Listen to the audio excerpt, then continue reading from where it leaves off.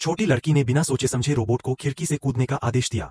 जैसे ही उसने कहा, एरिक नाम का रोबोट बिना किसी हिचकिचाहट के कूद गया। जोरदार आवाज सुनकर उसका पिता, उसने दरवाजा खोला और देखा कि एरिक बाहर जमीन पर गिरा पड़ा है, बुरी तरह से क्षतिग्रस्त। अपनी चोटों के बावजूद एरिक ने अपने प्रोग्राम के अनुसार काम किया और यह नहीं बताया कि उसे ऐसा आदेश किसने दिया था। फिर भी उनके पिता को अंदाजा हो गया कि दोषी कौन है। उन्होंने दोनों बेटियों को कमरे में बुलाया, कुछ और जरूरी सिखाना चाहते थे कि एरिक भी परिवार का हिस्सा। अगले दिन एरिक छोटी बेटी के साथ समुद्र किनारे खेल रहा था।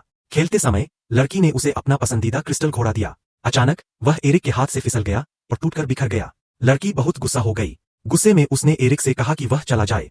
तभी उसने जमीन पर एक लकड़ी का टुकड़ा देखा और उसके मन में एक विचार आया।